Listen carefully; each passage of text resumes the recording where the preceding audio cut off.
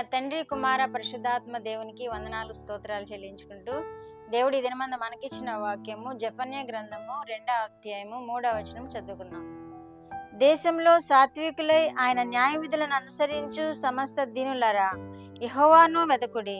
మీరు వెదకి వినయము గలవారై నీతిని అనుసరించిన యెడల ఒకవేళ ఆయన ఉగ్రత దినమున మీరు దాచబడుదురు. దేవుడి వాక్యం ద్వారా మనల్ని దీవించును గాక. ఇక్కడ దేశంలో సాత్వికులైన వారిని, దీనులుగా జీవిస్తున్న వారిని ఉద్దేశించి దేవుడు మాట్లాడుతున్నాడు. ఉగ్రత దినం గురించి ఈ జెఫన్యా రాసుకొస్తూ ఉన్నాడు. మొదటి అధ్యాయంలో రాసుకొస్తున్నాడు, 2వ అధ్యాయంలో ఈ విధంగా మాట్లాడుతున్నాడు. దేశంలో సాత్వికులై దీనులై ఉన్నవారులారా మీరు యెహోవాను వెదకుడి. యెహోవాను వెదకి మీరు ఆయనను వినయము గలవారే ఆయన నీతిని అనుసరించిన యెడల అంటున్నారు. దేశంలో నీతిపరులు, సాత్వికులు, దేన మనస్సు కలిగిన వారు కూడా ఉన్నారు కాబట్టి దేవుడు ఈ విధముగా మాట్లాడుతున్నాడు. తిరస్కార బుద్ధి గలవారు, దేవునికి వ్యతిరేకంగా జీవించేవారు వీరు కూడా ఉంటారు. వీరిలోనే సాత్వికులు, దేవుని అనుసరించేవారు, దేవుని యందు భయభక్తులు కలిగిన వారు కూడా ఉన్నారని ఈ వాక్యం మనకు తెలియజేస్తుంది. ఆ జాబితాలో మనము కూడా ఉండాలి. మనము కూడా సాత్వికమైన మనసు కలిగి, దీన మనసు కలిగి దేవుని ఎదుట మనము జీవించాలి. ఆ జాబితాలో మనమున్నప్పుడు దేవుడు ఏమని చెప్తున్నాడు మనకి? యెహోవాను వెదకుడి, మీరు వెదకి వినయము గలవారే నీతిని అనుసరించిన యెడల అంటున్నాడు. ముందుగా దీన మనసు కలిగి జీవించాలి, తర్వాత సాత్వికులై జీవించాలి, తర్వాత దీన మనసు కలిగి యెహోవాను వెదకాలి. యెహోవాను వెదకి వినయము కలవారే దీన మనసు కలిగిన వారై ఉండి వినయము కలవారే నీతిని అనుసరించిన యెడల ఒకవేళ ఆయన ఉగ్రత దినమున మీరు దాచబడుదురు అంటున్నారు. ఈ ఉగ్రత దినాన్ని గురించి ఈ జెఫన్యా గ్రంథంలో మొదటి నుండి మన కోసము బలముగా వ్రాయబడి ఉన్నది. మనకి హెచ్చరిస్తూ, మనకి బుద్ధి చెబుతూ ఈ వాక్యము, ఈ అధ్యాయము వ్రాయబడి ఉన్నది. ఈ మొదటి వచనంలో మనం చూసాము, 2వ వచనంలో కూడా ఈ ప్రారంభంలో మనము చూస్తున్నాము. ఏమని?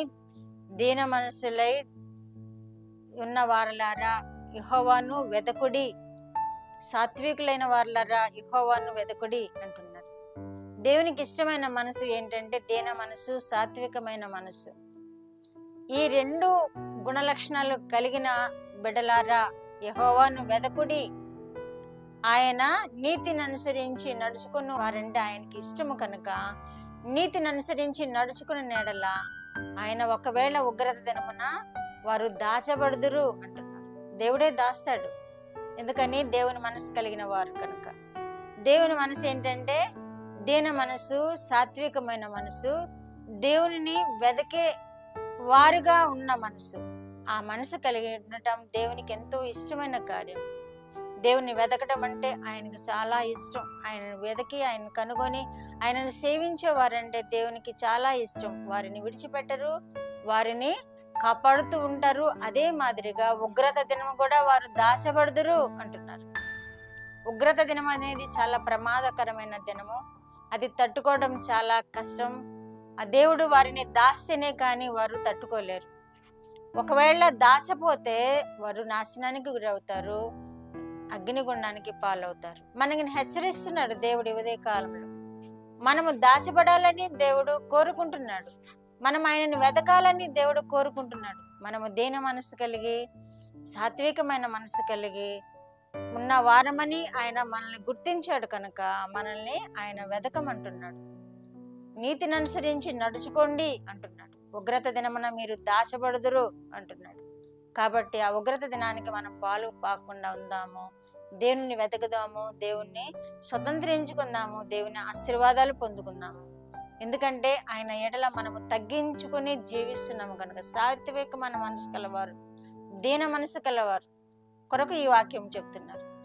ఎవరైతే దేవుణ్ణి కలిగి ఉంటారో వారు సాత్వికమైన మనసు కలిగి ఉంటారు, దీన మనసు కలిగి ఉంటారు. కాబట్టి వెదకుడి, దేవుని వెదకుడి, మీరు ఉగ్రత దినమున దాచబడతారు, ఆయన నీతిని వెదకుడి అని మనకి హెచ్చరిస్తున్న ఈ మాటలను మన హృదయంలో భద్రపరుచుకున్నాము.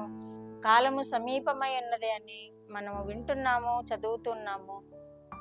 దేవుని ఉగ్రత దినం సమీపం అవుతుందని మనము చూస్తున్నాము, వింటున్నాము. కనుక మనం దాచబడాలి అంటే ఆయనను వెదకాలి, ఆయన నీతిని వెదకాలి, ఆయనను స్వతంత్రించుకోవాలి, మనము దాచబడాలి. అంతకంటే ముందుగా పరిశుద్ధుల గుంపులో మనం ఎత్తబడితే అది ఇంకా మనకి ఎంతో ఆశీర్వాదకరం. ఈ శ్రమలన్నీ తప్పుకుంటాం. కనుక మనము ఒకవేళ ఆ పరిశుద్ధుల గుంపులో ఎత్తబడకపోయినా మనము ఆయన ఉగ్రత పాలు కాకుండా ఉండాలి అంటే ఆయనను వెదకాలి, ఆయనను కనుగొనాలి, ఆయన నీతిని అనుసరించాలి, ఆయన దీవెని పొందుకోవాలి, మనం ఆయన చేత దాచబడాలి. ప్రార్థన. మా దేవా, మా ప్రియ పరలోక ప్రభువా, మీ పరిశుద్ధ పాదములకు వందనాలు, స్తోత్రాలు. మా రక్షకుడైన యేసయ్య స్తోత్రములు, పరిశుద్ధాత్మ దేవ స్తోత్రములు, ఇచ్చిన వాక్యము కొరకు స్తోత్రములు. వినిన బిడ్డలందరినీ మీరు దీవించండి, ఆశీర్వదించండి. నైనా దేన మనసు కలిగి సాత్వికమైన మనసు కలిగి ఉన్నారని మీరు మీ ప్రజల నిమిత్తమే మాట్లాడుతున్న దేవా, మీకు వందనాలు ప్రభువా.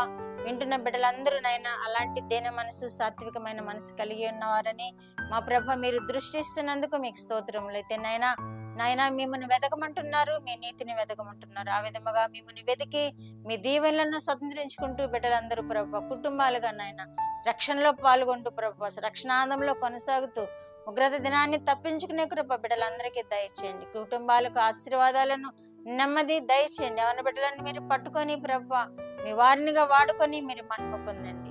మీరే ఘనత మహిమ ప్రభావాలు పొందుకునే దేవుడు అయినందుకు మీ స్తోత్రాలు చెల్లించుకుంటూ యేసుక్రీస్తు వారి పేరిట మనవులు మీ పాదముల మీద వేడుకుంటున్నాను పరమ తండ్రి.